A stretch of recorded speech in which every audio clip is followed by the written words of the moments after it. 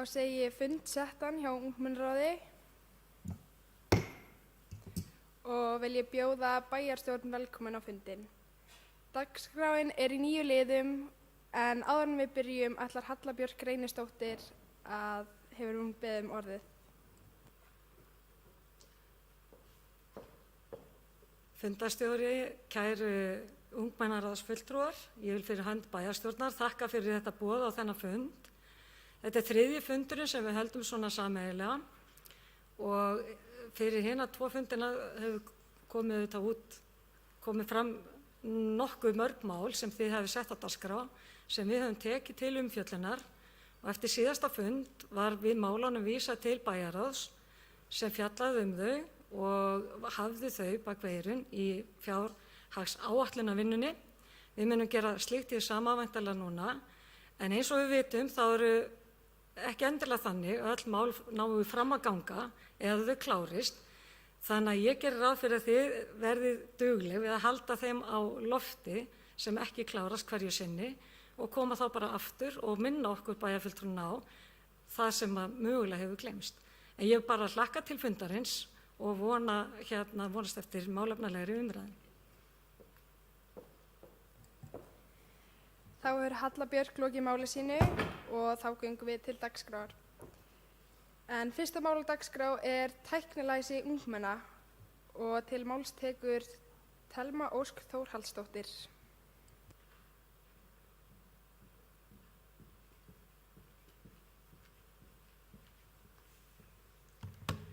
Forseti, fundarstjóri, ágætu bæjarfulltrúar, fulltrúar ungmennaráðs og aðrir gestir. Í mars 2020, rúmum mánuði eftir að veiran sem varð að heimsfaraldri, COVID-19, umturnaði líf okkar á Íslandi, stóð ég hér á þessum stað og flutti mál mitt undir fyrirsögninni Tæknilæsi ungmenna. Það var vel tekið í málið og bæjarfulltrúin sem kom upp fyrir hönd bæjarstjórnar upplýsti mig að frekar yrði lagt áherslu á tæknimál í þeim skólum sem tilheyra Akureyrarbæ. Nú ég komin ári seinna í miðjum heimsfaraldri og spyr ykkur, hvaða árangri á sviði tæknilæsis og stafrænar þróunar höfum við náð á þessum liðna ári? Á þessum sama tíma og heimsfaraldur hófst og stigmagnaðist, hóf ég og lauk mínu fyrsta ári í menntaskóla. Mér var verulega brugðið þegar í fyrstu viku menntaskólagöngu minnar fékk ég í hendur leiðbeiningabækling hvernig ætti að setja upp og nota grunnaðgerðir í Excel og Word, eitthvað sem ég hefði lært á yngsta stigi í öðrum grunnskóla í öðru sveitarfélagi og sem mín eigin foreldrar höfðu kennt mér árum fyrr. Staðan versnaði bara þegar ég leiti í kringum mig og hlustaði á samnemendur mína og heyrðist segja, ég skil ekki, ég get þetta ekki, þetta er of flókið og það allra helst, ég er of tækniheft fyrir þetta. Þetta voru orð 16 ára framhaldsskólanema frá mismunandi skólum úr sveitarfélaginu og víðar. Finnst okkur þetta í lagi? Þessi krakkar sem munu upplifa hröðustu og mestu breytingar á sviði stafrænnar þróunar í mannkynssögunni voru í vandamáli með grunnaðgerðir á tölvu í forriti sem að minnstakosti ágætur hluti þeirra mun nota stóran hluta af lífi sínu. Líkt og í fyrra þá lögðum við fram könnun. Þó skal hafa í huga að þáttaka var ekki eins góð og í fyrra, enda var þessi könnun lengri en sú sem við sendum frá okkur fyrir ári og teljum við það ástæðuna á bak við lélegri þátttöku. Það kemur þó ekki í veg fyrir að tölurnar segja staðreyndir. Í ár tóku 235 nemendur í bæði grunnskólum sem og framhaldsskólum í sveitarfélaginu þátt. Þegar nemendur voru spurðir hvort þeir fengu kennslu í skólunum sínum, svaraði 15,7% nemenda að það veri kennd upplýsingatækni kennsla í skólum þeirra. 52 í miklu magni, þar að segja. 52,8% sagði að veri UT kennsla í litlu magni, 8,9% sögðu að veri engin upplýsingatækni kennsla og 22,6% voru hreinlega ekki viss hvort það væri kennd upplýsingatækni í skólunum þeirra. Þegar nánar var spurt út í hvernig upplýsingatækni kennslu var háttað, hvort það voru bara tímar eða hvort það var samþætting og hversu mikil, svöruðu 10% að upplýsingatækni kennsla væri hvorki til staðar í formi kennslustundar né samþættingar. Þó á móti kemur að aðeins 78% sögðu að sé mikið unnið með tölvur í þeirra skóla og 20% segja að sé mikið stundum unnið með tölvur í þeirra skóla. En hvað segir það okkur? Ungmenni eru greinilega að nota tölvur, En með hvaða forriti og hvaða tilgangi? Erum við að undirbúa nemendur í grunnskóla vel fyrir framhaldsskóla og lífið? Að loknum spurðum við þau út í hvort þau teldu sig hafa nægilega tæknikunnáttu og hvort þau vildu læra meira. 78,3% töldu sig hafa góða tölvukunnáttu og af þeim voru 40% sem vildu læra meira. 20% taldi sig ekki hafa nægilega tæknikunnáttu en vildi læra meira. Og 1,7% taldi sig ekki hafa nægilega tæknikunnáttu og vildi ekki læra meira. Ég vil að þið, ágætu bæjarfulltrúar, velti þessum tölum úr stöðinni sem nú í samfélaginu fyrir ykkur. Til að styðja mál mitt enn frekar vil ég biðja ykkur að líta aftur í tímann, yfir hið liðna ár þegar COVID-19 fór eins og eldur hið íslenska samfélag. Í stað hefðbundinnar kennslu fór fram fjarkennsla sem öll var gerð á netinu og í gegnum tölvur, sem gerði okkur kleift og sem gerði okkur unga fólkinu sérstaklega kleift að halda einhvern stöðuleika í glundroða aðstæðum. Tæknin gerði okkur þetta kleift af því það var einhver þarna úti í heimi sem ákvað að læra á tölvur þeirra möguleika, þær lausnir og tækifæri sem hægt að skapa með þeim. Ímyndi ykkur ef allir myndu fá þau tækifæri og ef allir myndu hugsa svona. Hvernig samfélagi við myndum búa í? Ég trúi því að Akureyrarbær sem sveitarfélag og Ísland sem þjóð sé í fullkomni stöðu til að vera í fararbroddi þessa framtíðarsamfélags með víðleitni og stafræna þróun að leiðarljósi. Ég vil að Akureyrarbær verði það samfélag sem önnur sveitarfélög líta til, ekki aðeins vegna sterkrar stöðu okkar í baráttu réttindra ungs fólks, heldur einnig sem framtíðarsækið og opið samfélag með sterka stafrænar þróunarstefnu. Og jú, við erum að gera eitthvað, en við getum gert svo mikið meira og svo mikið betur. Við, sem fyrsta barnvæna sveitarfélag landsins, ættum að halda áfram að sýna gott fordæmi með því ekki aðeins bæta líf ungmenna í núinu, heldur bæta það svo þeim verði allir vegir færir á morgun, í næstu viku og í framtíðinni. Setjum ungmennum sveitarfélagsins ekki hamlanir, gefum þeim besta möguleika sem þau eiga á og gerum þeim kleift að feta þann veg sem þau vilja feta á vinnumarkaði framtíðarinnar. Þetta gert með aukinni og betri upplýsingatækni kennslu sem byrjar ungt og fylgir þeim í gegnum skólagöngu sína. Þetta gert með kennslu sem lagar sig að breytingum. Takk fyrir mig. Þá hefur Thelma Ósk lokið máli sínu og tekur Hildur Jana Gísladóttir við.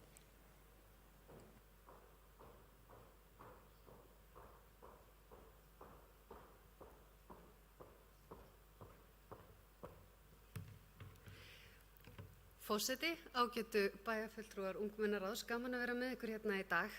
Ég vil byrja á því að þakka Thelmu kærlega fyrir þessa brýningu og ég get eiginlega ekki annað sagt en ég taki innilega undir hennar orð. Ég hef oft undrað mig á því og reyndar næstu því síðan ég var á ykkar aldri hversu óskaplega langan tíma það tekur að ná árangri í þessu málaflokki. Undanfarin áratugi þá hefur okkur verið algjörlega ljóst að tæknibyltingin sem á sér stað komin til að vera og grunnfærni í stafrænum heimi mun skipta sköpum til framtíðar. Mér þykir líka ansi leitt að heyra þína upplifun á mununa og nemendum innan þessa sveitarfélags og annarra, ekki síst vegna þess að við viljum, við sem erum í bæjarstjórn, að Akureyrarbær skari fram úr á þessu sviði. Frá því að við hittumst fyrir ári síðan þá hefur Akureyrarbær samþykkt nýja menntastefnu og aðgerðaráætlun með menntastefnunni. Það er að segja hvert við ætlum að stefna og hvernig við ætlum að ná þeim árangri og meta árangurinn sem ekki síður mikilvægt. Í stefnunni sjálfri kemur fram að áhersla sé lögð á stafrænt læsi og nýtingu tækni, samþættingu námsgreina og heildstæða nálgun í námi barna. Vefmiðlar og upplýsingatækni sé nýtt með það að markmiði að hjálpa börnum til að vera virkir þegnar í alþjóðlegu samfélagi. Í aðgerðaráætluninni sem fylgir menntastefnunni síðan lögð sérstök áhersla á upplýsingatækni og að gera sérstaka stafræna stefnu fyrir skóla bæjarins og mynda starfshóp sem á að hafa það hlutverk að fylgja málinu eftir. Þá lögð sérstök áhersla á stafrænt læsi og nýtingu tækninar en gert ráð fyrir því að ávallt séu nýttar lausnir við hæfi og tækni nýtt til að auka gæði skólastarfs. Þá einnig að sjálfsögðu lögð töluverð áhersla á að starfsfólk skóla fái stuðning til að þróa sig áfram í starfi, en það skiptir að sjálfsögðu mjög miklu máli. Þá einnig lögð áhersla á bæði innra og ytra mat sem að leiði til umbóta í menntastarfi. Það þýðir í rauninni að skólarnir eiga annars vegar sjálfir að meta árangur sinn og gera umbótaáætlun þegar að þess þarf, en einnig að fengir verði utanaðkomandi ráðgjafar til þess að meta árangurinn og og benda á það sem betur má fara. Þannig að eins og áður segir, frá því við hittumst hér í fyrra er búið að móta stefnu sem byggir á þessum áherslum, formgera aðgerðaráætlun hvernig við ætlum að ná þeim árangri og leggja fram hvernig við ætlum að meta árangurinn. Fyrsta mat á árangri í innra mati skóla hefur farið fram, en þá var mat á upplýsingatækni ekki inn í því mati, en þriðjungur áherslna er metin á hverju ári. Þess vegna hef ég ekki upplýsingar hvað hefur breyst á liðnu ári því miður, en það verður metið í framhaldinu. En bara til upplýsingar svona í lokin, þá ver Akureyrarbær á hverju einasta ári 120 til 130 milljónum króna í upplýsingatækni í skólakerfi bæjarins. Þess utan voru á liðnum 3 árum settar samtals 90 milljónir í nútímavæðingu skóla ofan á áðurgreindar 120 til 130 milljónir. Ég held að bæði stefnan, aðgerðaráætlun og fjármagnið sem sett í þetta verkefni sýni að bæjarstjórn Akureyrarbæjar tekur málinu alvarlega og leggur gríðarlega áherslu á að við náum betri árangri og séum í fremstu röð.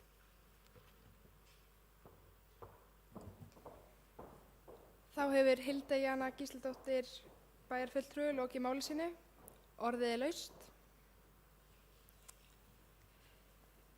Til máls tekur Thelma Ósk.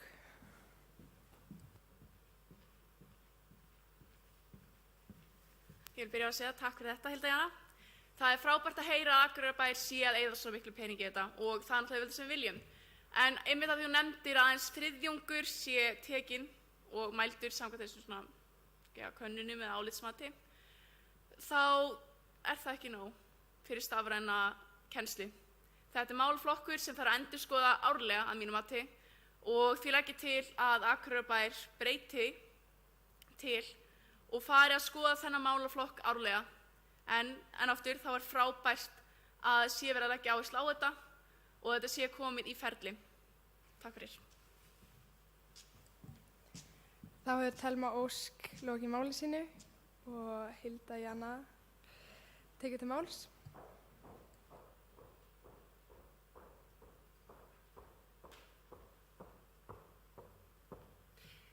Forseti, ágætu fulltrúar ungmennaráðs. Ég gleymdi kannski einu sem að talar kannski svolítið inn í það sem að þú ert að nefna, sem ég held að geti skipt miklu máli.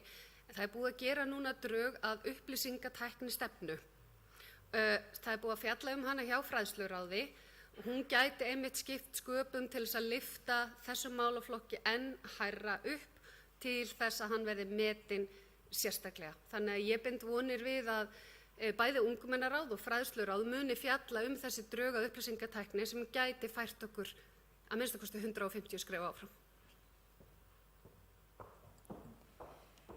Þá er Hilda Jana Gísladóttir bæjarfulltrúi lokið máli sínu og orðið er laust. Þá förum við yfir í næsta lið sem er sjálfsmynd barna og unglinga og Hildur Lilja Jónsdóttir fer með mál.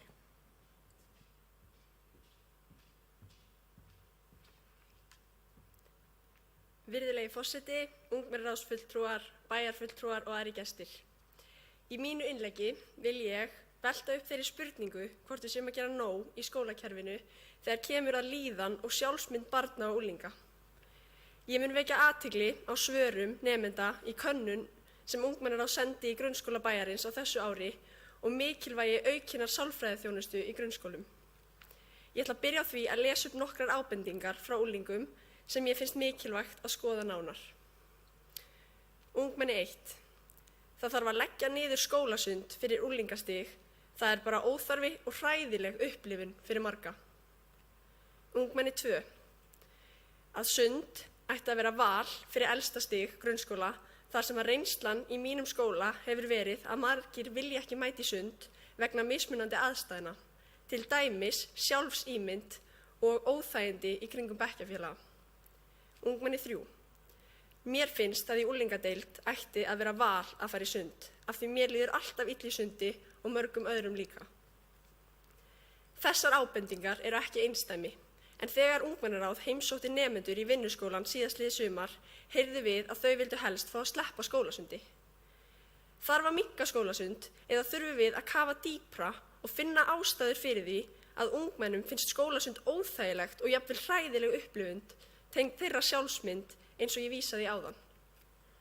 Akureyrarbær hefur lengi lagt áherslu á heilsueflandi samfélag og í forvarnastefnu bæjarins frá 2018 kemur fram að geðræn, líkamleg og félagsleg vellíðan skiptir gríðarlega miklu máli. Og rímar þessi áhersla vel við aðalnámskrá leik- og grunnskóla og sérstaklega grunnþáttinn heilbrigði og velferð. Í aðgerðaráætlun forvarnastefnunnar sá ég að það skipulagt samstarf milli hjúkrunarfræðings eða forvarnafulltrúa bæjarins hjá hverjum bekk í grunnskóla. Ég velti þó fyrir mér hvort þetta sé markviss vinna yfir skólaárið eða bara ein kynning. Við lifum í samfélagi þar sem staðalímyndir og gríðarlegar útlitskröfur ná til flestra barna og unglinga í gegnum samfélagsmiðla. Við þurfum því að vinna markvisst gegn þessum yktu kröfum sem gera ekki annað en að láta ungmennum líða illa og efast sjálfa sig. Það því ekki nóg að koma inn með eina kynningu í skólana. Við fáum fjölmörg skilaboð að við eigum að draga inn magann, setja út kassan, stelpur sítt hár, strákar stutt, fela örin og hér stöndum við og spyrjum okkur af hverju ungmennum langar ekki í skólasund. Við eigum þessa forvarnastefnu með mikilvægum punktum, til dæmis að sterk sjálfsmynd barna og ungmenna hafi jákvæð áhrif á hegðun þeirra, líðan, námsárangur og tómstundaþátttöku. Erum við að gera nóg?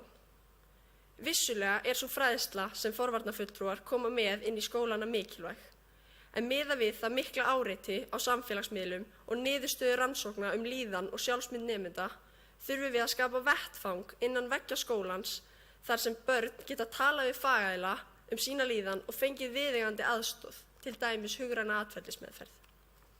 Auk þess þarf að tryggja að forvarnafræðslan fái aukna eftirfylgni inn í skólastarfið. Nemendur verða að finna fyrir öryggi í skólanum og þá líka í skólasundi. Markviss fræðsla allan veturinn sem eflir víðsýni, jákvæða sjálfsmynd og líðan lykillinn að því.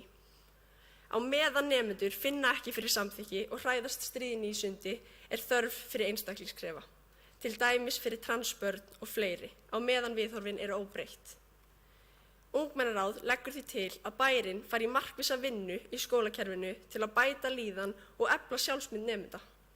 Við viljum líka að tekið sér tillit til einstaklinga sem þurfa aukna aðstoð og sérúrræði eins og sálfræðiþjónustu innan skólana og einstaklingsklefa í íþrótta- og sundklefum.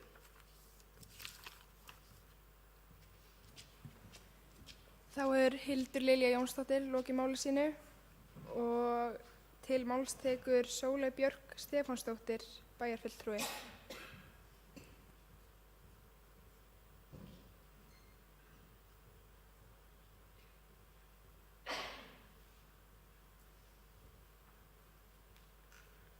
Forseti, ágætu ungmennaráðsfulltrúar.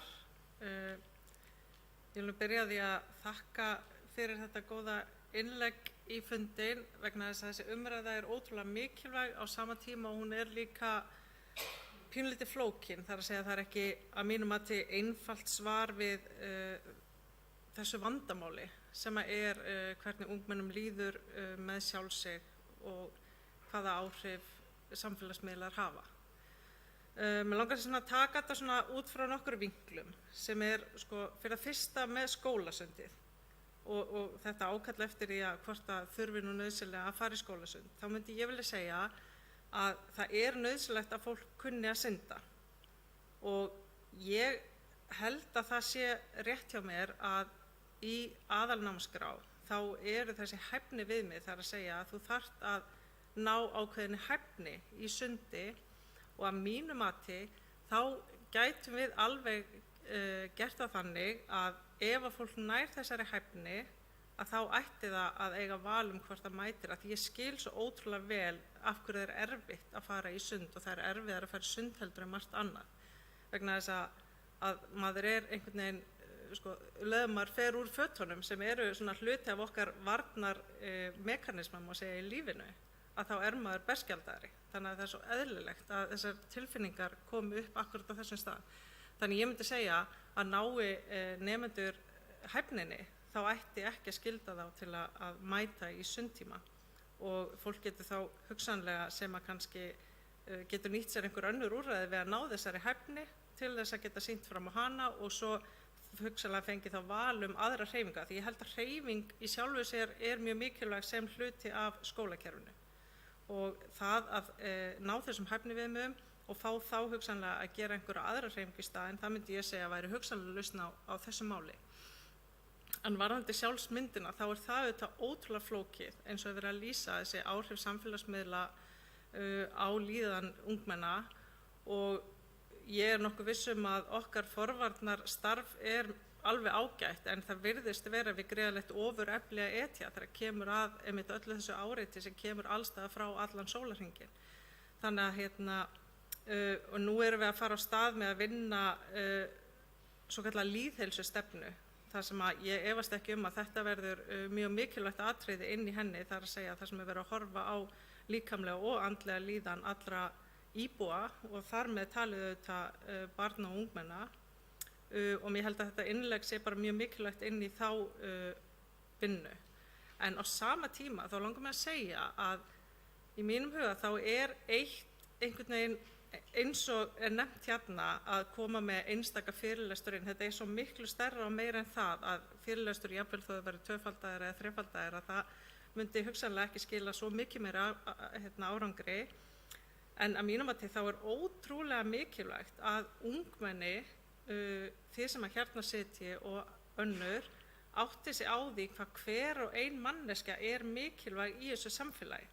Það að segja hvað ótrúlega mikilvægt, sérstaklega fyrir þá sem að líður vel og eru sterk og hafa það gott, að styðja þau sem að líður verr og hafa það verra. Og ég ætla að segja að þið hérna þetta sterka, flotta fólk sem að situr í ungmennaráði í mínum huga hafið sérstaklega stórt hlutverk í þessu. Að vera góða fyrirmyndir hvernig við styðjum hvert annað. Og það auðvitað eina ástæðan fyrir því að samfélagsmiðlarnir hafa svo mikil áhrif að það þessi jafningja áhrif að ungt fólk það hlustar miklu betur á annað ungt fólk heldur en einhvern sem kemur og predikar einhvern boðskap. Og þess vegna held ég að það sé algjörlega vanmetið þessi jákvæðu áhrif á samfélagi sem að hvert og eitt ykkar getur haft í þeirri stöðu sem að þið gegnið. Og vil bara minna á að samfélagið, það auðvitað þannig að öllum líður betur eftir því sem öllu líður betur. Þeir sem eru ótrúlega sterkir og hafa það gott, þeim líður samt betur í góðu samfélagi þar sem öllum líður aðeins betur. Þannig ég vil nú að skora á ykkur að nýta ykkar sterku stöðu til þess að hafa áhrif á samfélagið í kringum ykkur. En á sama tíma og ég vil segja að ég tek mjög jákvætt í það og held að þið séu mjög góð hvatning inn í þessa lýðheilsustefnu sem við erum að fara að vinna. Takk fyrir. Þá hefur Sóley Björk Stefánsdóttir lokið máli sínu. Orðið laust. Til máls tekur Hildur Lilja.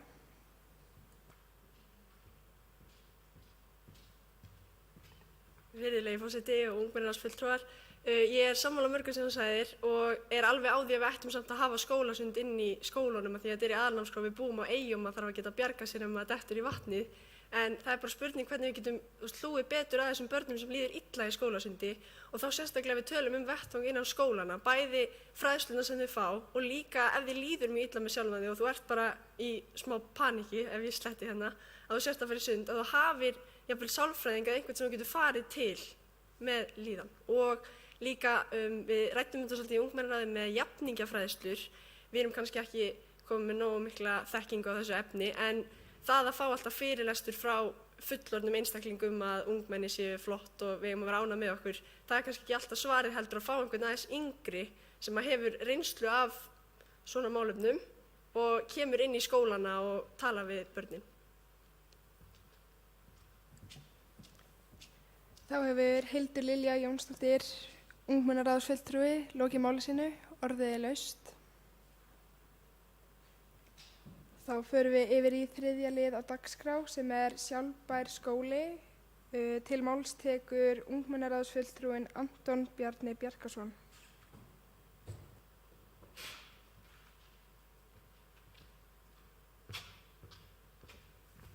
Kæri forseti, kæru bæjarfulltrúar, fulltrúar ungmennar og aðrir gestir. Það er mjög sönn ánægja að vera hér í dag og ætla mér að ræða mikilvægt málefni með afskaplega háleitu markmiði. Ég þann draum sjálfbæran skóla og velti ég því upp nokkrum vangaveltum hvernig megi nálgast að markmið í skrefum. Í því samhengi vil ég varpa fram umræðu skólagarða. Skólagarðar voru 2 á Akureyri til árið 2001, en þá voru þeir lagðir af sem slíkir.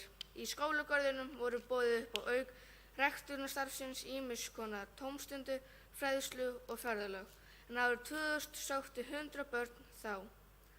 Nú einungis í boði að leigja matjurtagarða hjá Akureybæ fyrir eigin grænmetisræktun og því ekki stíla inn á börn sérstaklega með. Með fræðslunni og tómstundunum sem fylgdu skólagörðunum. Ég átt að sjálfbærni og grænu skrefum sem samfélag framtíðarinnar á að vera þátttakandi í. Er upplagt að byrja í skólunum. Ég legg til að allir skólar í bæjarfélaginu stuðli að því að unnt sé að rækta grænmeti á skólalóðinni, jafnt í leikskóla sem í grunnskólum. Ef við einblíðum á grunnskóla getur slíkt starfsemi verið hluti af skólastarfi, grunnskólabarna, allt árið umkring með tilkomu Bamba-gróðurhúsa, en yfir sumartími ýmsjón eins konar skólagarða, líkum þeim sem áður voru í boði, en með viðeigandi fræðslu og tómstundum. Bamba-gróðurhús eru gróðurhús byggð úr 1000 lítra EPC-töngum sem kallast bambar, en með nokkrum af þeim myndast hringrásarkerfi þar sem endurnýttir vökvaumbúðir sem annars væru flutt úr landi og urðaðar og teljast þar sem til rusls. En í staðinn eru búnar til gróðurhús þar sem fólk getur lært sjálfbærni og ræktun. Með þessu móti er hægt að gefa samfélaginu tækifæri til að vera sjálfbært í matarframleiðslu og minnka kolefnisspor landsins til muna. Grænmetisræktun við hvern skóla innan bæjarfélagsins ýtir undir sjálfbærni þar sem hægt er að nýta uppskeruna á margvíslegan hátt í mötuneytinu viðkomandi skóla.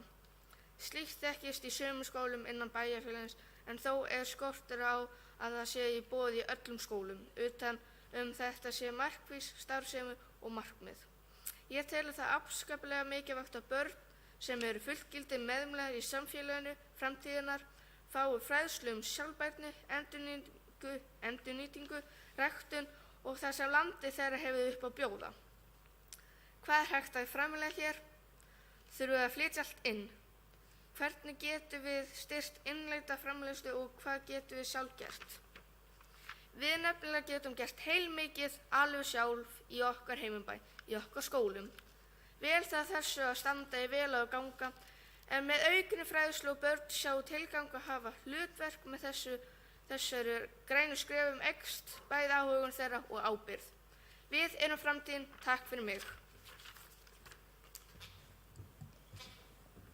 Þá hefur Anton Bjarni Bjarkason, fulltrúi ungmennaráðs, lokið máli sínu og til máls tekur Guðmundur Baldur Guðmundsson.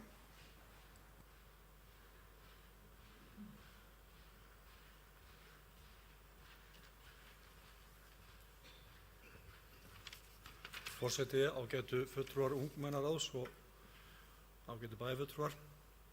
Ég byrja að þakka Antoni fyrir þetta mjög svo fróðlega innlegg sjálfbærni í skólum og þessi hugmynd sem hann reifar þarna að koma upp gróðurhúsum úr þessum Bamba er mjög spennandi hugmynd. Ég sá þetta sjálfur á sínum tíma í Landanum þar sem var að kynna þetta. Þetta byrjaði á Bolungarvík þar sem menn hafa sett þetta upp og þetta fyrirtæki sem var rætt þarna við Landanum hafði mikinn áhuga að koma þessu upp í skólum land allt. Þannig að hugmyndin er skemmtileg og spennandi.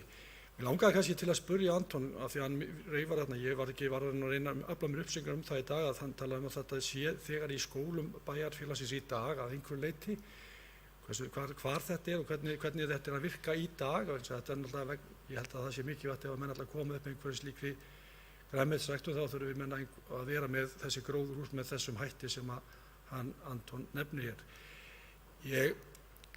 Hann nefndi líka varðandi skólagarðana og það náttúrulega orðið ansi langt síðan að þeir voru aflagðir árinu 2001, en ég man eftir því frá þeim árum sem að skólagarðir voru að þetta var afskaplega ég segja merkilegt eða mikilvægt fyrir okkar samfélag, þar sem að börn gátu fara yfir sumarmánuðinn og lært á garðyrkju og lært þarna ýmsa hluti sem að kendi voru í skólagörðum. Ég veit ekki á hverju nákvæmlega þetta lagðist af á sínu tíma, en það lítur að hafa verið einhver ástæða fyrir því. Hann nefnir í ræðu sinni að það hafi verið 100 börn á árinu 2000 þegar þetta var aflagt, en einhver skýring var á því að þetta var tekið af.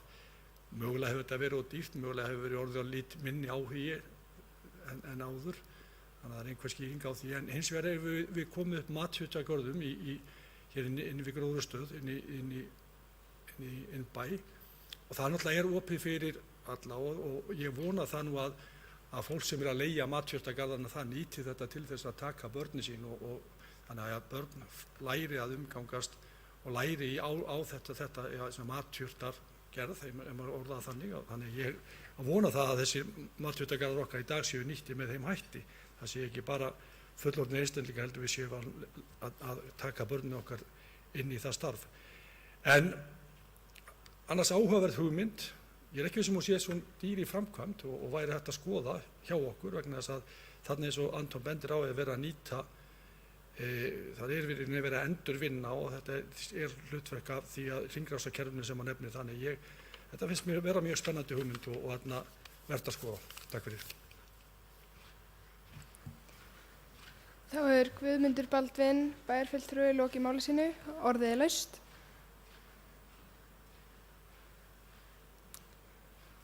Þá förum við yfir í 4. lið sem hinseginleikinn. Til máls tekur Helga Sóley Tulinius.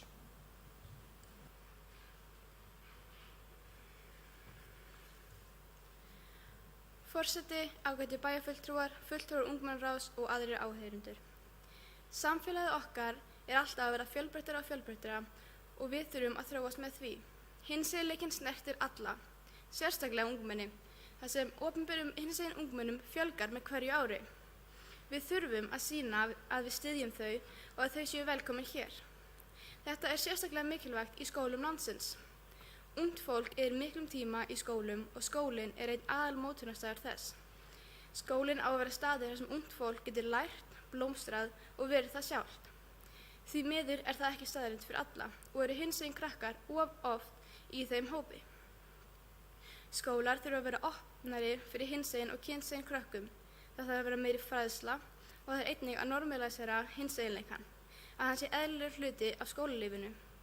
Allt of oft búist við að allir séu sís og gagnkynhneigðir, en það mikilvægt að breyta því. Of margir hinsegin krakkar verða fyrir einelti vegna fáfræðslu og útilokunar frá jafnöldrum sínum.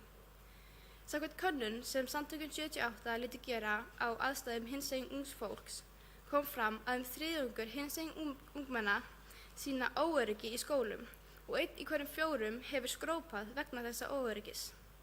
Þá kom einnig fram að 1 í hverjum 20 hinsegin nemenda hafa orðið fyrir líkamsárás vegna kynhneigðar eða tjáningu og þriðjungur fyrir munnlegum árásum.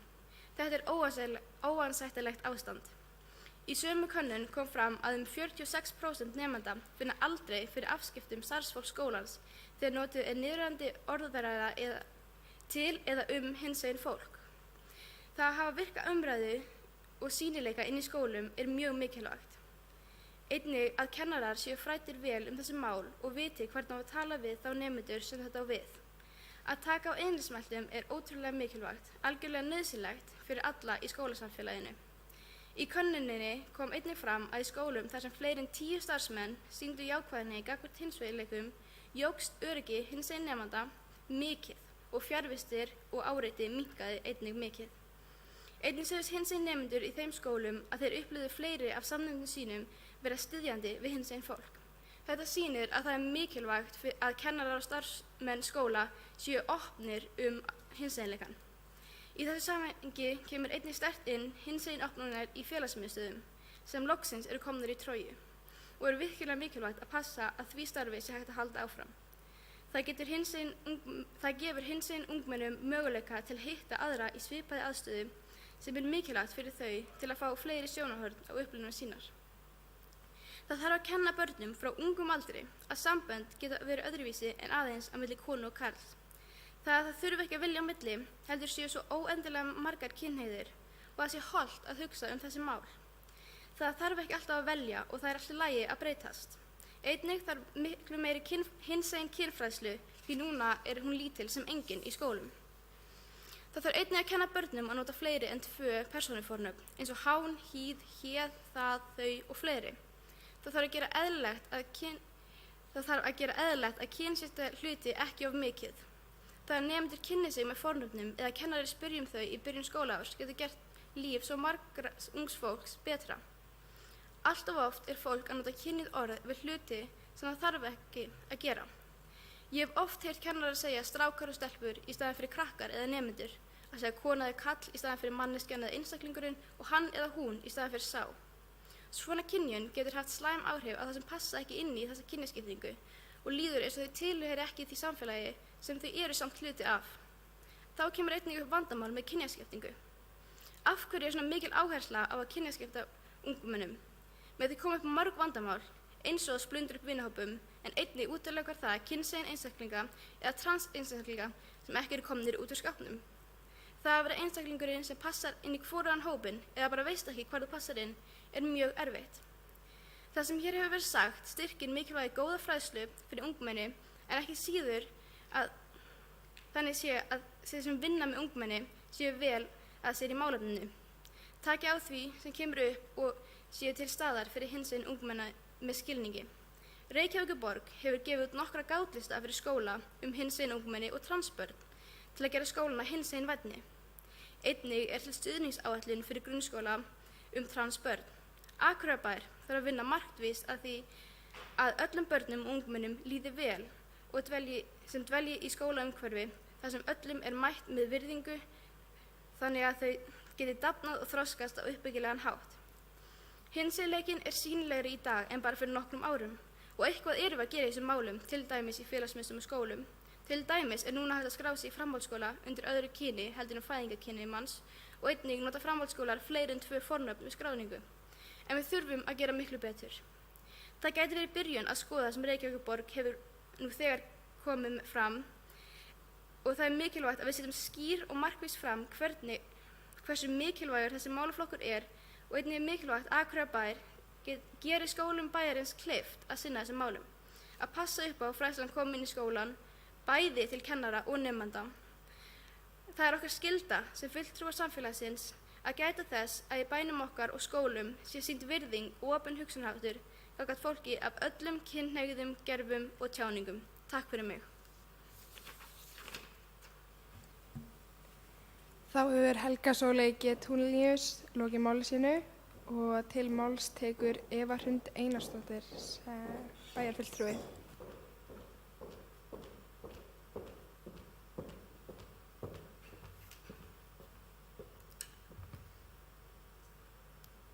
Forseti og ágætu ungmennaráðsfulltrúar.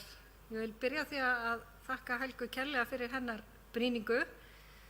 Eða eins vil ég bara þakka öllum þeir sem hafa komið hér upp. Ég er virkilega ánægð með þennan fund og þessi málefni sem hafa verið lögð fyrir fundin. En nemendur, hvort sem þeir eru í leik eða grunnskólum, eru fjölbreyttir og byrja að tjá kynvitund sína og kynhneigða á öllum aldri. Og nemendur geta einnig átt hinsegin fjölskyldur og vini og skólar þurfa að vera vel í stakk búnir til að styðja við fjölbreyttan nemendahóp eins og Helga kemur inn á. Og ég er á því eins og hún að besta leiðin til að gera það er að skapa og rækta og opna umburðarlynda menningu innan skólana og þar sem að það bara verður ekki liðið að nemendur verði fyrir einelti og upplifi sig sem þá hluta af hópnum en ekki eina. En það er ekki síður mikilvægt að nemendur upplifa kennarar og annað starfsfólk sem styðjandi og fordómalaust og statt og stöðugt sé unnið að því að eins og Helga orðaði að normalisera hinsegin leikan. En það þarf líka einnig að beina sjónum að nemendum sem eru ekki hinsegin og hvernig þeir tala og hegða sér, og mikilvægt er að taka á fordómafullri orðræðu og orðnotkun og þar með koma í veg fyrir slíkt með því að senda skýr skilaboð að staðið sé gegn fordómum og að fjölbreytileikanum sé fagnað. Í mínum huga er það óásættanlegt að 46% nemenda finni aldrei fyrir afskiptum starfsfólks skóla þegar notuð eru niðrandi orðræður til eða hinsegin fólk, eins og Helga kom inn á. Þetta er eitthvað bara sem við verðum strax að bregðast við ef svo er hér á svæðinu. Því væri áhugavert að vita hvort að þessi sérgreining fyrir skólana hér á Akureyri hvað varðar þessi mál. En ég held að ég geti talað fyrir hönd okkar allra í bæjarstjórn að það sé einlægur vilji okkar að reynt sé að uppræta einelti, og ég tekur undir það og vil að við bara göngum strax í það verk. En fyrir fundin í dag þá skoðaði ég þessa gátlista sem Reykjavíkurborg er með, en þessi gátlista miða bæði að leik- og grunnskólum sem ég held að sé mikilvægt, því að eins og ég nefndi áðan að þá eru börn að tjá kynvitund sína á öllum aldri, ekki bara þegar þau eru komin í grunnskóla eða framhaldsskóla. Og mér sýndist svona við fyrstu sýn þessi gátlista að vera mjög vel unnir, þannig að ég held að ættum bara strax að fara í það að skoða þá hvort að það sé ekki vert að innleiða þá hjá okkur. Og eins þessi stuðningsáætlun sem Helga bendir á, sem er fyrir transnemendur og nemendur með ódæmigerða kynjatjáningu, er mjög góð að mínu mati. Eins er það góð ábending varðandi fræðsluna innan skólakerfisins, og ég aflaði mér líka upplýsingar fyrir fundin hvernig hefur verið staðið að henni hjá okkur, og strax með þær upplýsingar sem ég fekk sé ég að við getum gert betur. Ég held við séum að gera nokkuð vel í gegnum forvarnafulltrúana okkar gagnvart börnunum, en ég veit ekki til þess að hafi nein fræðsla verið til kennara, en það var fræðsla í haust til almennra starfsmanna. Hversu oft hún hefur verið áður veit ég ekki, en það er allavega þessi fræðsla hefur verið. Ég held að þetta sé samt fræðsla sem við þurfum að taka markvisst inn hjá okkur, eins og Helga bendir á, og sérstaklega, og ekki síður kannski miða hana að kennurum sem er í mjög miklu samskiptum við börn. En svo er þetta kannski líka eitthvað sem við þurfum að kynna betur og fara yfir með þeim sem er að sinna hér íþrótta- og tómstundastarfi. En ég vil bara þakka ykkur í ungmennaráði og þá sérstaklega Helgu fyrir að vekja okkur til umhugsunar þetta mikilvæga málefni, og að endingu vil ég bara taka undir með Helgu að það er skylda okkar að gæta þess að í bænum okkur og skólum sé sýnd virðing og opin hugsunarháttur gagnvart fólki af öllum kynhneigðum. Þá hefur Eva Hrund Einarsdóttir lokið máli sinni, orðið er laust. Þá förum við í 5. liða dagskrá sem er heimanám. Til máls tekur Þór Reykjalín Jóhannesson.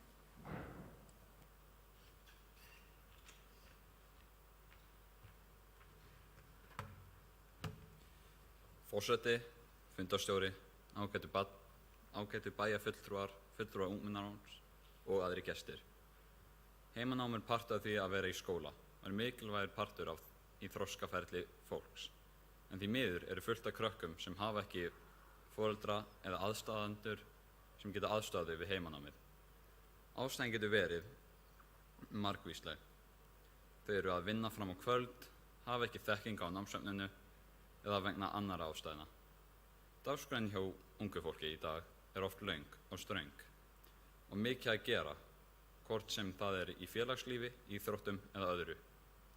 Margir af þeim sem æfa íþróttir fá það sem metið var og ég tel það mikilvægt, en á sama tíma er mikilvægt að fjölbreytni bóknámsval sé í boði fyrir allra, svo allir ættu að geta fundið einhvað sem þeir hafa áhuga á, svo þeir séu ekki að eyða tímanum sínum í einhvað sem þeim finnst tilgangslaust og geri lítið fyrir þau. Ég legg því til að við höfum tíma í skólatíma þar sem kennarar eru til staðar fyrir þá krakka sem vilja vinna í heimanáminu og aðstoða þau við það eins og ég sagði hér áðan. Það eru því miður fullt af krökkum sem búa ekki við þann munað að geta fengið aðstoð við heimanám heima fyrir. Við viljum að unga fólkinu líði vel og þau geti átt gott, heilbrigt félagslíf og að þeim gangi vel í skólanum. Því tel ég að þetta geti hjálpað til í þeim málum. Þá hefur Þór Reykjalín Jóhannesson, fulltrúi ungmennaráðs, lokið máli sínu og til máls tekur Heimir Haraldsson.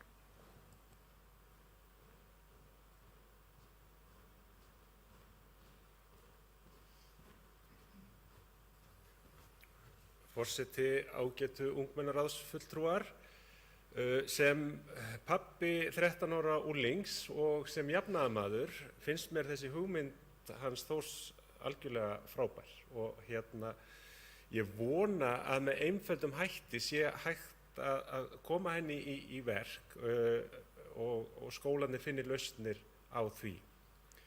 Í íslenskum lögum og reglugerðum að mér skilst skólamál lítið fjallað heimanám. Hvergi kveðið á að það sé hluti af starfi grunnskólans, né sé þar að finna skilgreiningar á heimanámi eða skýringar á hverju eða í hverju það felst. Þannig að heimanám bara heimanám. Fjölmargar rannsóknir benda til þess að jákvæð áhrif heimanáms á námsárangur eru umdeild. En það þó ekki umdeilt að lestranám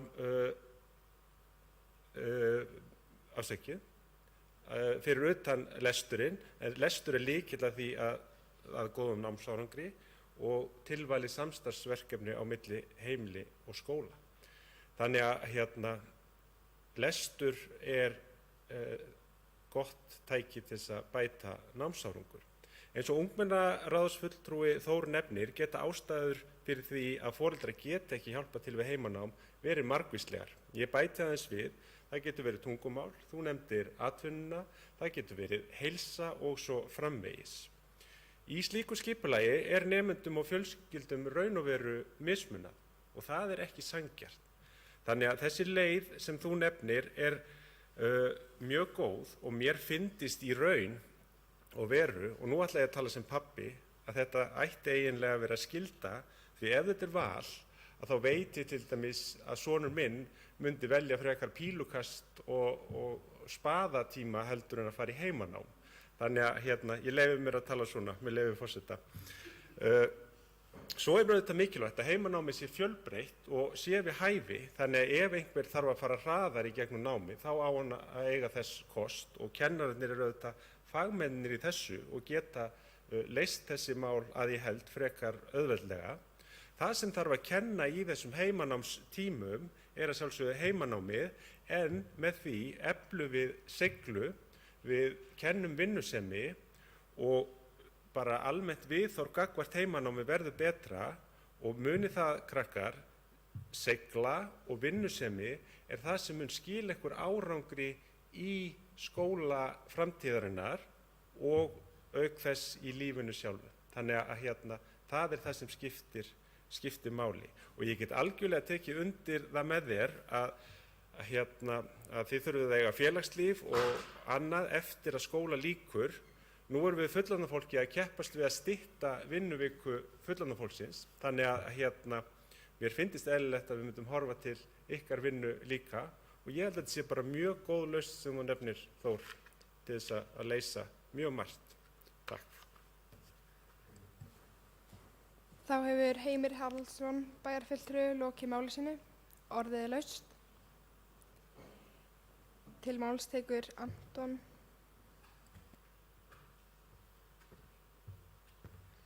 Kæri fulltrúi, eins og ég 13 ára strákur í skóla með fullt af heimanámum og svo stundum hef ég ekki tíma fyrir þau öll og ég hef ekki tækin á tólinn fyrir öll verkefnin. Og takk fyrir mig. Það ætla ég bara að segja fyrir Þór, já. Já, þá hefur Anton Bjarni Bjarkason, fulltrúi ungmennaráðs, lokið máli sínu. Orðið er laust.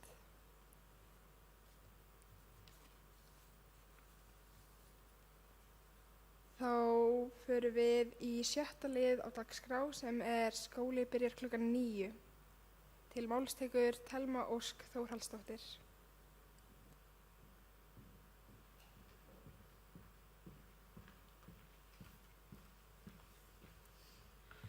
Forseti, ágætu bæjarfulltrúar, fulltrúar ungmennaráðs og aðrir gestir. Bara svona til að bæta við áður en ég byrja þetta formulega, að þá var sem einmitt áhugavert að þú nefndir styttingu vinnuvikuna. Það er talað um að dagvinna séu 40 klukkustundir og meðal námstími námsmanns í grunnskóla, ef maður rétt, er í kringum 37 til 38 klukkustundir á viku.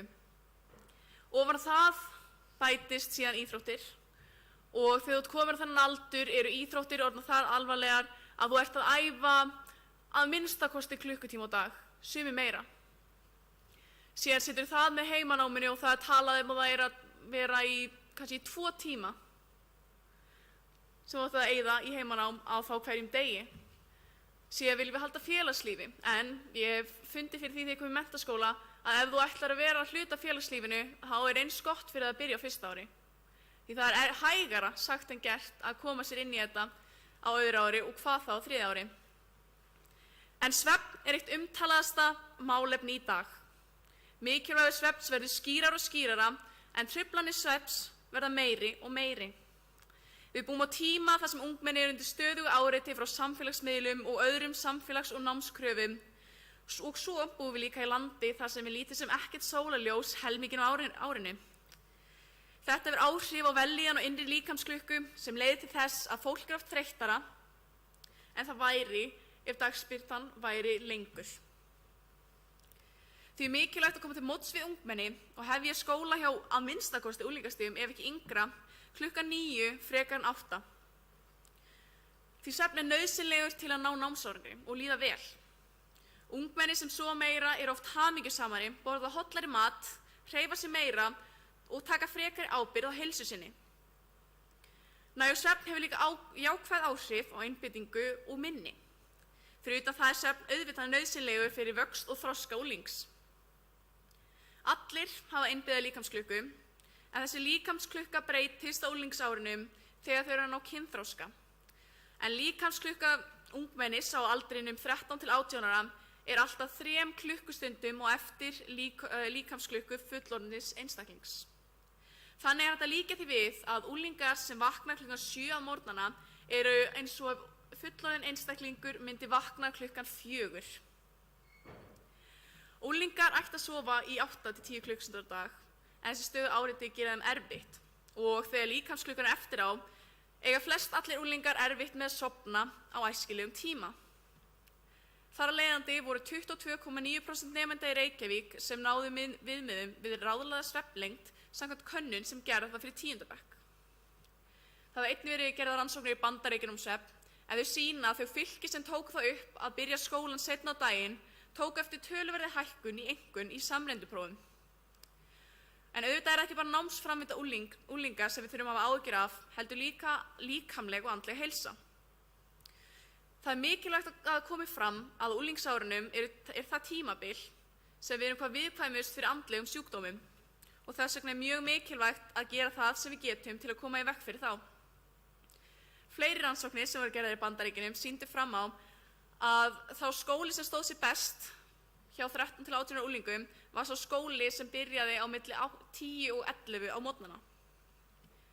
En talandi fyrir minni eigin reynslu í framhaldsskóla, en á 1. ári mín í menntaskóla byrjuðum við klukkan 9 og ég veit að það er sama í gangi núna, þá byrja allir í 1. bekk klukkan 9 og þetta, þú fannst virkilega mun á því. Þú varst einbeittari og virkari gegnum daginn og ég veit að við viljum hérna öll inni að ungmennum bæjarins og í sveitafélaginu líði vel og gangi vel. Þess vegna er það mjög mikilvægt að seinka byrjun skóladagsins frá klukkan 8 til klukkan 9. Takk fyrir mig. Þá hefur Thelma Ósk Þórhallsdóttir lokið máli sínu Og til máls tekur Andri Teitsson.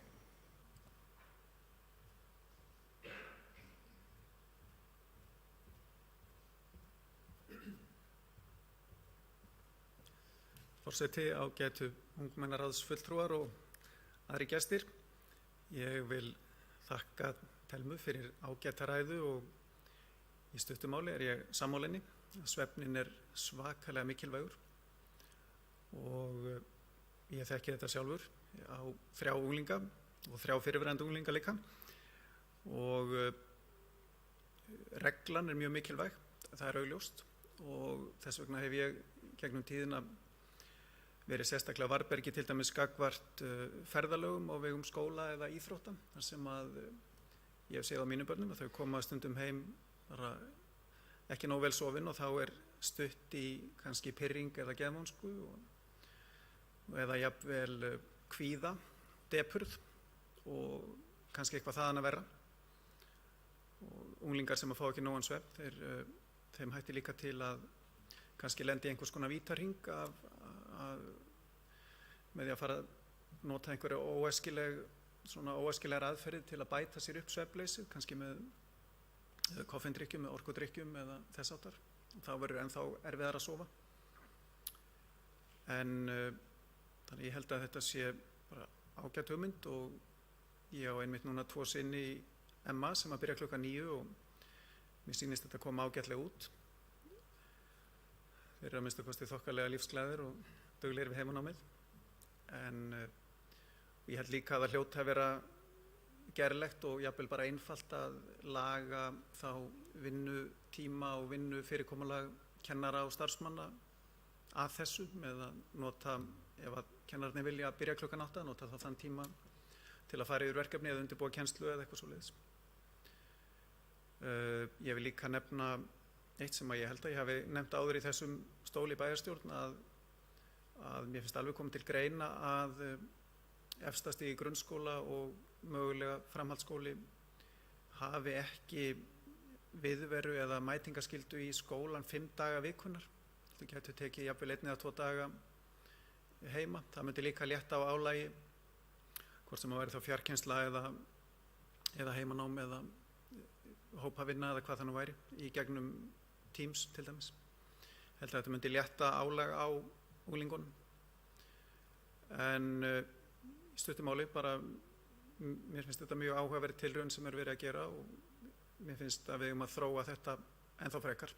Takk. Þá hefur Andri Teitsson bæjarfulltrúi lokið máli sínu. Orðið laust. Þá förum við yfir í 7. lið og það fræðsla í skólum, lífsleikni og jafningafræðsla. Til máls tekur Rakel Alda Steinsdóttir.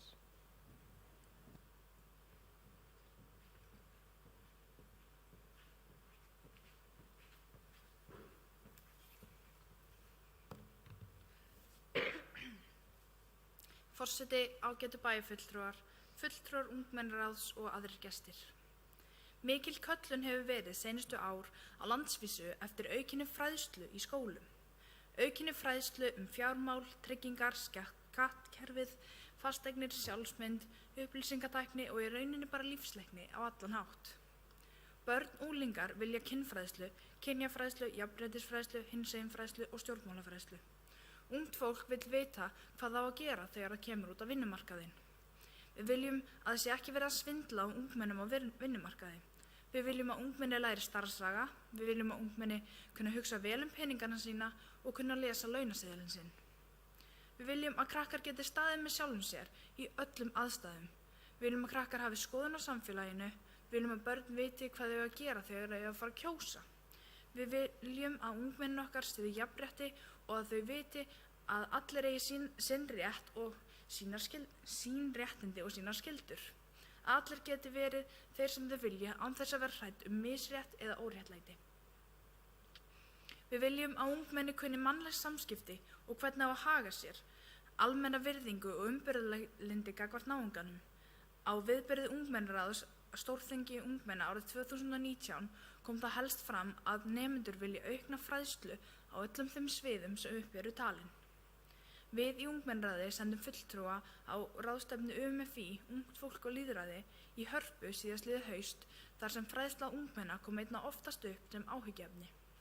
Allir þeir hlutir sem upp eru taldir hér eru hlutir sem hægt að koma inn í skólana með inn í skólana í formi fræðslu. Ég legg til að ein kennslustund í viku fari í fræðslu af ýmsu tagi. Við í ungmennaráði höfum oft rætt það að við viljum fjölbreyttari fræðslu sem krakkar getur tekið meiri þátt í, svo sem einhvers konar leikir eða upprifjun meðal hópsins hvað þau hafa verið að læra eftir kynninguna. Ekki bara sama glærukynningin sem allir eru orðnir þreyttir á. Því að við vitum öll að langflesta fordóma í samfélaginu má rekja til þekkingarleysis. En aðeins til þess að þið misskiljið mig ekki. Ég er ekki að segja að ég hef ekki fengið neina fræðslu í grunnskóla. Það er alls ekki málið. Heldur er það meira tíðni fræðslunar, fjölbreytni hennar og gæði fræðslunar sem ég er að kalla eftir og þetta þarf að vera stöðug fræðsla því maður lærir klárlega ekki allt fjármál á einni 40 mínútna kynningu. Ég fekk til dæmis kynningu seinasta haust frá stelpu sem hafði farið í skiptinám. Stelpan var 2 árum eldri en ég og þar af leiðandi hugsaði hún út í sömu hlutina og fannst sömu hlutirnir skiptinámið áhugaverðir. Ég veit að þessi kynning opnaði svolítið nýja veröld fyrir marga í bekknum mínum en eina ástæðan fyrir að við fengum þessa kynningu var vegna þess að kennarinn minn þekkti stelpuna og bað hana að segja okkur aðeins frá skiptinámi. Við í ungmennaráðum oft talaðum hvað okkur finnst jafningjafræðsla mikilvæg og meira áhugaverð á mati ungmenna. Ég ætla að lesa upp nokkra setningar sem við fengum fræðslu í skólum bæjarins úr könnun sem við lögðum fyrir grunn- og framhaldsskólanema bæjarins núna í haust. Númer 1. Kennsla varðandi fjármálalæsi og þess háttar er stórlega ábótavant á Akureyri og að öllu líkindum á öllu landinu. Fólk þarf að kunna að fara vel með peninga. Númer 2. Fólk á mínum aldri virðist ekki vita hvað stjórnmálaflokkarnir gera eða standa fyrir og hinsegin fræðsla er greinilega ekki nóg því það er mikil óvirðing gagnvart hinsegin fólki. Númer 3. Common sense, meira almennt líf, skatta, virðingu fyrir fólki og eitthvað til dæmis Black Lives Matter, Pride Month, Me Too og fleira. Númer 4. Almennileg kynfræðsla og meira að fræða hvað er að gerast í heiminum í dag í stað þess að vera alltaf að læra eitthvað sem gerist fyrir löngu. Númer 5. Leggja meiri áherslu á eineltisforvarnir. Númer 6. Það er allt of lítið af fræðslu. Þess vegna er ég komin hér í dag fyrir hönd ungmennaráðs til að berjast fyrir meiri fræðslum í skólum bæjarins, fyrir bjartari framtíð ungmenna og til að draga úr fordómum í samfélaginu. Takk fyrir mig. Þá hefur Rakel Alda Steinsdóttir, fulltrúi ungmennaráðs, lokið máli sínu. Til máls tekur Ingibjörg Ísaksen.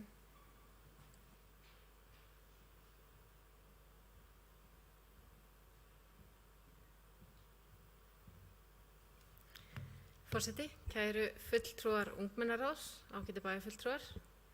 Ánægilegt að vera með ykkur hérna í dag. Þetta er einn af skemmtilegustu og áhugaverðustu fundum ársins, finnst mér að mínu mati.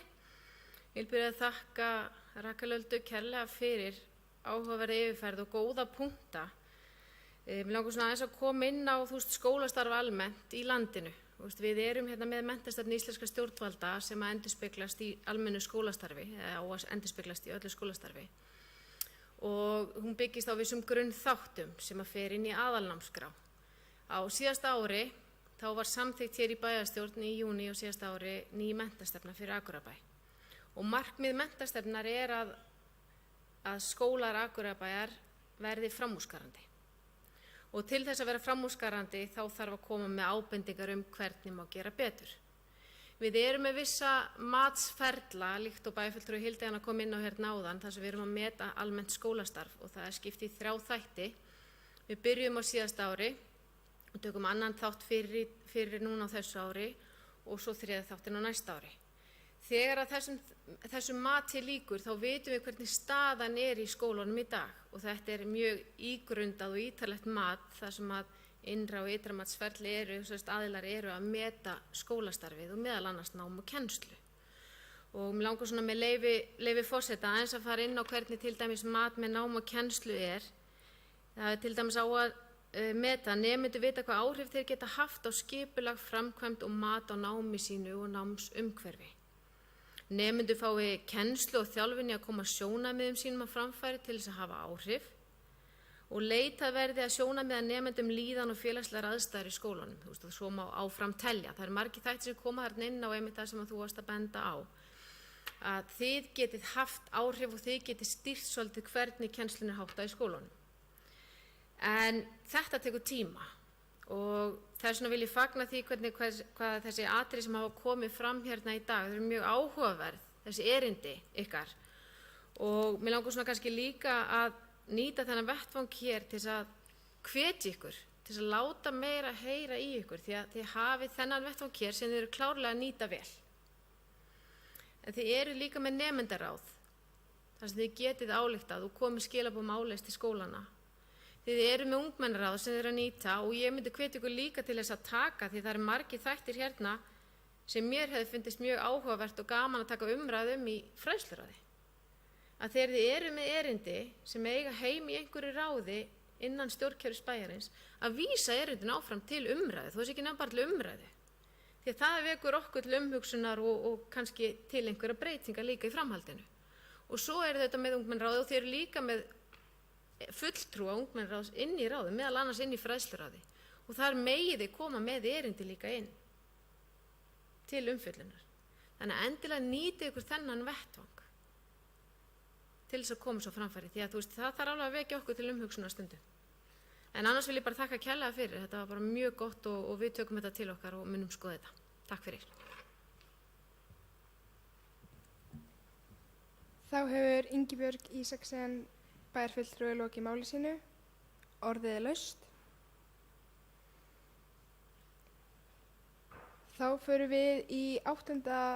mál á dagskrá en það eru ruslatunnumál. Til máls tekur Stormur Karlsson.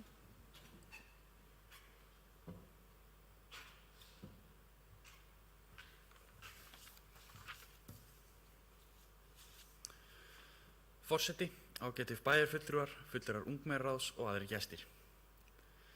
Mikilvægi þess að búa í hreinum og snyrtilegum bæ er afar mikið. Almenn veðurlíðan og framleiðni eykst, einnig er það mikilvægt fyrir umhverfismál að halda alls konar rusli frá náttúrunni okkar. Nú, á tímum COVID, hefur notkun grímu orðin afar mikilvæg og margir nota einnotagrímur sem þarf svo að henda leiðum að kemur úr búðinni, vinnunni eða skólanum. En hvað ef það er ekki ruslatunna hjá útganginum? Í því tilfelli er aðeins hægt að geyma hana þangað til að labba fram hjá næstu ruslatinu, en ekki allir gera það, svo það liggja oft heilmargar grímur og fleira rusl rétt fyrir fram að dyrnar. Á leið minni heim frá verkmenntaskólanum, sem er aðeins 600 metrar ganga, taldi ég rúma 25 grímur í fljótu bragði. Stór hluti þessa gríma er vegna þess að margir nenna ekki að geyma þær þangað til að labba fram hjá næstu ruslatinu. Oft er hún á íbúðagötu, ruslatuna þá, langt frá í stað þess að vera á almennu göngustígunum þar sem flestir ganga framhjá.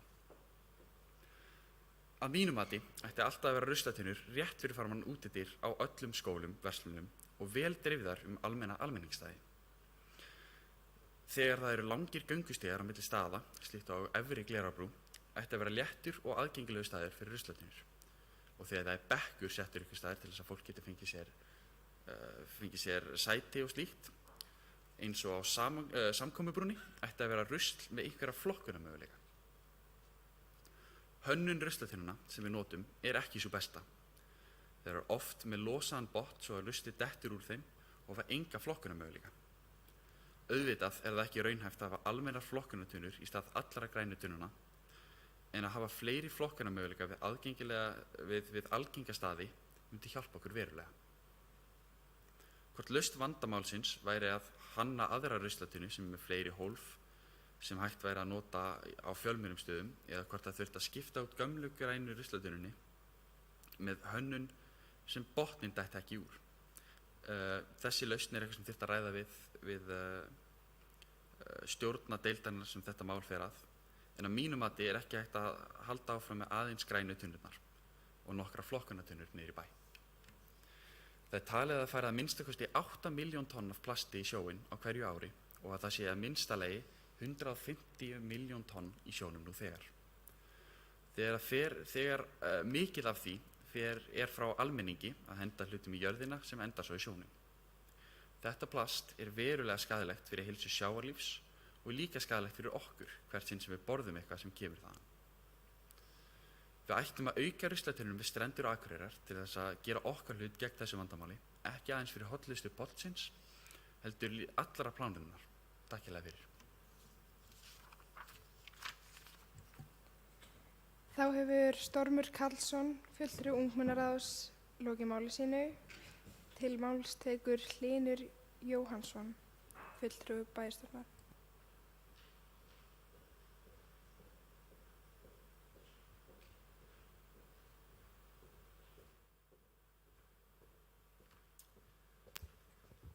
Forseti, glæsilegu fulltrúar ungmennaráðs. Þetta nú að mörgu leyti held ég eins og tala úr okkar hjarta allra hérna úr bæjarstjórn. En það eiginlega alveg ótrúlegt að við skulum gera búin að hrinda þessu í framkvæmd með ruslatunnar. Það kannski þessuna sem að bæjarstjórnin situr þannig á varamannabekk í dag. Ég veit það ekki, en ég nefnilega búin að rekka mig svo ofta á þetta sjálfur. Konan fór að draga mig út í COVID að labba með hundana og þá varð ég var við þetta að þurfa að halda á pokum hálfan bæinn áður maður komið sér í tunnur og nú búin að minnast á þetta en það nú ekkert gerst. Þannig að sjáu hver áhrifin eru að vera í bæjarstjórn eru.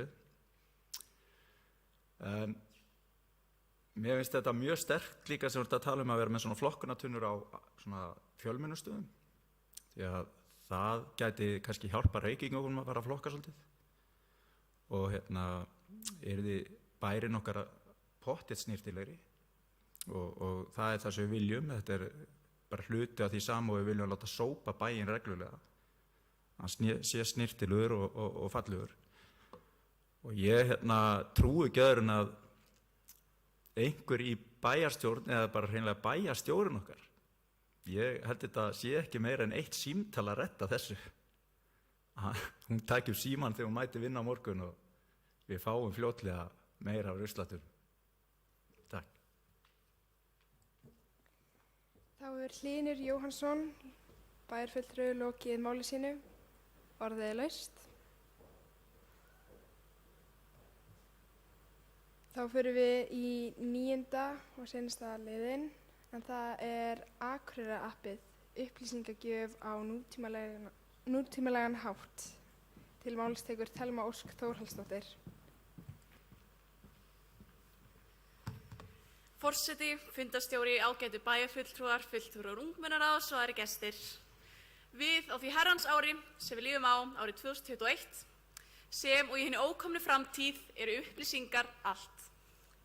Því er mikilvægt að við sem sveitarfélag setjum upp skýra stefnu hvernig best sé að hátta upplýsingagjöf til allra í samfélaginu, sér í lagi til ungs fólks. Ungt fólk í dag er að alast upp við það að upplýsingar eru allt og allstaðar. Þau eru skotmark flest allra á sviði auglýsinga og upplýsingagjafa. Þessi stöðuga áreitni getur leitt til þess að krakkar hætta að fylgjast með ef ákveðið efni fellur undir það sem grípur ekki athygli þeirra leið eða ef þau þekkja stílsnið eða uppsetningu til dæmis auglýsinga sem þau muna eftir að þau höfðu ekki áhuga á. Þetta getur leitt til þess að þau kynna sér ekki þær upplýsingar sem reyna að vera að koma á framfæri. En upplýsingar eru allt, nú meir en aldrei, og það er gríðarlega mikilvægt að við komum þeim til ungs fólks. Því í miðjum glundroðanum er ungt fólk að leita af upplýsingum sem það þarf, svo sem hvaða tómstundir, námskeið og völ er í boði. Því leggjum við til hnitmiðaða og nútímalega lausn á þessu vandamáli, allt á einum stað í appi, Akureyrar-appinu. Við notuðumst við sömu könnun og sú sem innihélt könnunina tæknilæsi og fengum góðar undirtektir hjá ungmennum. Í því appi langaðum að geta séð meðal annars opnunartíma á þeim stofnunum sem heyra undir Akureyrarbæ, íþróttaviðburði í bænum, hvaða námskeið er á boði í bænum, hvaða íþróttir og tómstundir er hægt að stunda í bænum, veðurspá, upplýsingar og opnunartímum Hlíðarfjall, frídagsskóla og leikskóla, kort af Akureyri og þá helstu stöðum og stofnunum Akureyrarbæjar, einnig persónusvæði sem við getum sett upp stundaskrá og séð stundaskrá skóla, hvaða námstímar og völ falla niður í skólum því það vantar oft upp á þessi samskipti á milli skólana. Ég sjálf lenti þó nokkur sinnum í því að þurfa að fara í næsta hverfi til að fara í val, til að fara að ritaranum og hann sagði mér, þetta féll niður. Þrátt fyrir að ég var búin að fara nokkur sinnum yfir daginn og fylgjast með sjónvarpsskjánum sem sagði til hvenar og hvað völ myndi falla niður þann dag. Ásamt öðrum hugmyndum sem falla reyndar ekki til starfsemi sveitarfélagsins eru til meðal annars opnunartími verslana, nýja verslanir og samantekt af bíódagskrá. Ofan á allt þetta væri hægt að nýta appið til að auglýsa opin störf og alls kyns rafræn kort, svo sem aðgangskort fyrir ruslahaugana, aðgangskort fyrir söfn bæjarins og kort fyrir Hlíðarfjall og sundlaugina. Það var hægt að hafa allar umsóknir og eyðublöð á vegum bæjarins á einum stað, sem og ábendingar og álitskassa til að auðvelda samskipti á milli sveitarstjórnar og íbúa. Möguleikarnir yrðu óendanlegir og myndu allir vinna því að auðvelda upplýsingagjöf og fréttir úr sveitarfélaginu. Aðrar borgir, sveitarfélög og þjóðir út allan heim hafa gert svipað upp líkt á Dubai með appið sitt Dubai Now, sem gefur íbúum meðal annars kleift að borga skatta og reikninga, borga fyrir bílastæði, panta garðslátt og halda utan læknistíma og bólusetningarvottorð, bara svo nokkuð má nefna. En þau hafa einmitt líka svo kallaðan ábendingarkassa til að auðvelda samskipti stjórnar og almenna borgara. Stefnum lengra í stafrænni þróun, stefnum inn í framtíðina. Takk fyrir mig. Þá hefur Thelma Ósk Þórhallsdóttir, fulltrúi ungmennaráðs, lokið máli sínu. Til máls tekur Gunnar Gíslason.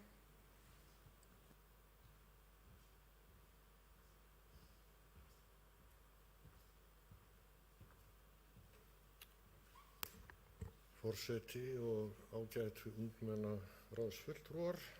Það var mjög skemmtilegt að hlusta á ykkur. Og ég verð að segja það því ég kenn nú síðastur upp hérna bæjarfulltrúanum að þið eru búin að koma víða við og þetta eru allt mjög mikilvæg málefni sem þið hafið imprað á hérna og það er mjög mikilvægt að þessu verið fylgt eftir. Mér langar til þess að bara ítrekka það sem að bæjarfulltrúi Ingibjörg Ísaksson nefndi áðan, að þið fylgið þessu eftir inni þeim ráðum þar sem þið eigið fulltrú og fáið umræðu akkurat þessi mál. Þess vegna farið þarna inn í ráðin og það er bara mjög mikilvægt að virkja þann vettvang. En ég er nú svo heppinn að geta svarað fyrir þetta blessaða app með þeim hætti að ég ætla bara rétt að vona að það fara að birtast bara innan fárra vikna og verða að veruleika. Ég er búinn að vera í bæjarstjórn síðan 2014 og við erum nú fleiri hérna og við fórum að ræða þetta mjög fljótlega eftir að við komum í bæjarstjórn og þetta er búið að vera umræðu efni mjög lengi og það hefur alltaf átt að gera þetta og það er alltaf verið að vinna þetta og núna förum við nú sennilega að sjá fyrir endan á þeirri vinnu og sjá þetta frábæra app sem þú ert að lýsa og er bara frábær hugmynd. Vonandi bara verður hún að veruleika á þessu ári. Ef ekki á þessu ári, þá er mjög snemma á næsta ári. Og mun sennilega dekka flest þau atriði sem þú nefndir, Thelma, og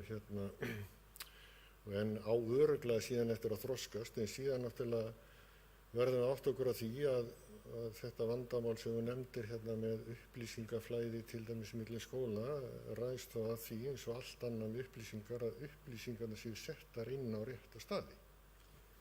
Ekki satt, annars komast þær ekki til skila. Og það er kannski stóra málið í þessu. Og svo er hitt, upplýsingar er allt, það er alveg rétt, en réttar upplýsingar er ennþá meira. Og það er kannski það sem við stöndum aldrei frammi fyrir í þessu samfélagi, að því við erum að ræða þetta, að ykkur sé meðal annars kennt og þið fáið fræðslu því að meta rétt mæti upplýsingar, því að á ykkur dynja alveg haugur af upplýsingum og okkur öllum sem við þurfum að velja úr og ákveða hvað er rétt og hvað er rangt eða hvað er raun og veru í sjálfu sér rangar upplýsingar af því að grunnur af þeim er ekki réttur. En ég vil bara þakka þér fyrir þetta flotta innlegg og ykkur öllum. Þetta búið að vera frábært að hlusta á okkur og ég reikna með að við leysum úr öllum þessum málum en sum þeirra verða lengur í vinnslu en önnur, það er nokkuð ljóst. bara af því að þau eru þess eðlis. Takk. Þá hefur Gunnar Gíslason, bæjarfulltrúi, lokið máli sínu. Orðið er laust. Til máls tekur Thelma Ósk Þórhallsdóttir, fulltrúi Ungmennaráðs. Takk fyrir þetta. Það er gaman að heyra, það eru góðir undirtektir og einmitt líka að þetta sé ekki ný pæling, en þá er einmitt líka bara hægt að spyrja sig á sama tíma af hverju þessi hefur ekki hrint í framkvæmd líkt og með af hverju hefur lækkun kosningaaldurs ekki verið hrint í framkvæmd á þeim 13 árum sem þetta eru uppi. En það var skemmtilegt og nefndir með það að greina réttar upplýsingar. Að því í þessari sömu könnun þá lögðum við fram könnun netöryggi barna og til að sjá hvort að ung fólk nú til dags telji sig verið í hættu. Flestir sögðu sig vera nokkuð örugg á netinu, flestir voru ekki undir einu áreiti á netinu, en það líka sem kom óvart var það að flestir telja sig geta greint á milli réttra og rangra upplýsinga. Þetta sem ungmenni telja, en það er eins og segir mikilvægt að þetta verði kennt. Og ég hef allavega ekki mínu skólagöngu í þessu sveitafélagi fengið, ég held ég að fengi eina svona kynningu eða fræðslu frá enskukennaranum mínum. Hann var sérfræðingur þetta. En það er mikilvægt að krökkum sé sýnt hvernig á að greina réttar og rangar upplýsingar, ekki bara við gerð til dæmis eins og heimildavinnu, þó að það hjálpi. Og ég held að allir geri sér ekki grein fyrir hversu berskjöldu við erum á netinu og flesti krakkar sem alast upp með þetta, þeir sjá ekki hættuna í þessu. Þannig að þegar ég opna Instagram og posta mynd, þá hugsa ég, nei, það er ekkert að fara að gerast. Þetta, hún er þarna ef í eyðinni þá er hún farin, en hún verður aldrei farin. Þannig að ég held að þetta sé einmitt annar hluti af því sem þarf að bæta inn í menntastefnu og skólakerfið okkar, ásamt til dæmis fræðslunum. Þetta gæti samvinnið mjög mikið með fræðslunum sem Rakel Alda kom inn á.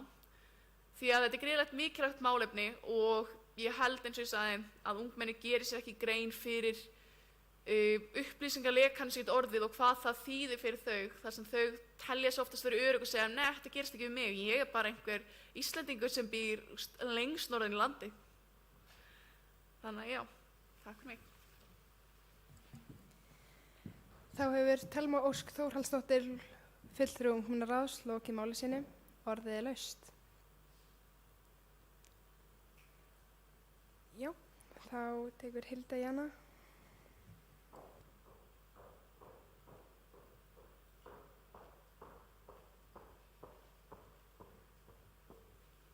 Forseti, ágætu fulltrúar Ungmennaráðs, bara svo að það misskilist ekki neitt, þá var tekin ákvörðun 2019 að gera þetta Akureyrar-app og setja pening í það. Síðan var ákveðið að fara í samstarf við önnur sveitarfélög til þess að samnýta kraftinn og ég vona að þessi afrakstur sé bara að koma núna, hann á að vera kominn í rauninni og er hjá fyrirtæki sem er að klára að hanna það, þannig að þetta ætti að vera 1 og 3. En varðandi samt, langaði að nefna það varðandi bæði upplýsingaóreiðu, falsfréttir og upplýsingalæsi, sem ég held að sé alveg rétt að það er mjög mikilvægt bara fyrir alla.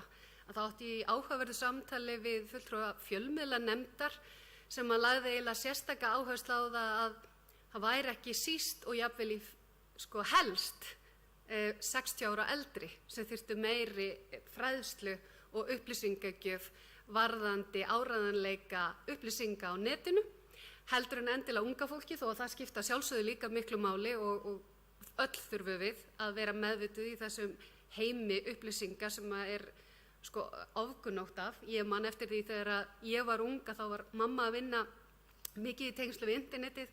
Hún vaknaði á morgnana til þess að rífresa internetið til að gá hvort það væri komin ný heimasíða í loftið. Ef þið getið ímyndað ykkur þann veruleika. Í dag er þetta örugglega milljónir bara á klukkutíma liggur við. En allavega, ég vildi bara segja þetta. Appið er í vinnslu, ég vona að það klárist mjög hratt og örugglega. Það sem er samt það sem hún nefndi líka sem skiptir máli er að hvenær við komumst í þann farvegi gegnum jafnvel bara Ísland.is að öll upplýsingagjöf til allra, hvort sem er frá ríki eða sveitarfélagi, sé á einum stað. En auðvitað eru við í svona byltingu sem að allir eru einhvern veginn að reyna að elta skottið á sér í þessu og hlutirnir breytast hraðar stundum heldur en að við náum að vinna. Þannig að ég bind miklar vonir við það að við sjáum mikinn árangur og ég tek undir með þeim í því efni að þetta skiptir gríðarlega miklu máli, eykur þjónustu, eykur upplýsingagjöf, veitir okkur bara fjölmörg tækifæri til þess að gera lífið einfaldara og skemmtilegra. Á sama tíma og þetta þarf að varast hætturnar. En mér langaði bara að nefna þetta svo verði engin misskilningur, appið í vinnslu, ég spurði áðan hvenær það kæmi og sagði október, ég veit bara ekki alveg hvaða ár og hlógu vegna þess að við erum orðið mjög óþreyjufull eftir að fá appið í hendurnar sjálf. Þá hefur Hilda Jana Gísladóttir, bæjarfulltrúi, lokið máli sínu. Orðið er laust. Já.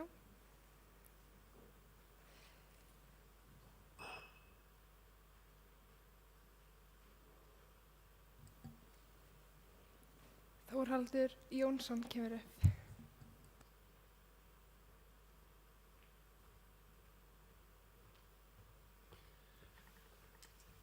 Forseti, ágætu ungmennaráðsfulltrúar og ágætu bæjarfulltrúar. Ég gat nú ekki á mér setið varðandi þetta app af því að ég er nú ansi oft búin að impra á þessu. Mér finnst við vera svolítið á eftir. Það sem að ég vil kannski benda ykkur á krakkar, að koma með ábendingar. Af því að það sem okkur finnst að vera í þessu appi er ekki endilega sem ykkur finnst að vera. Þannig að endilega komið með ykkar input svo við getum bætt í við. Takk.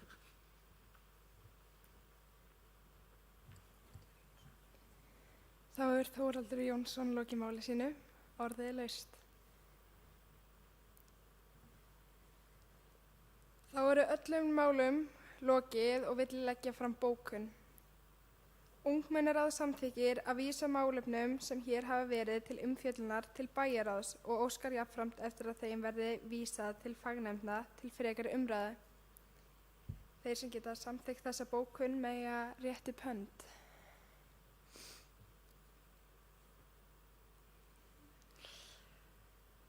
Og þá er bókunni samþykkt og dagskrá tæmd og því segi ég fund slitinn.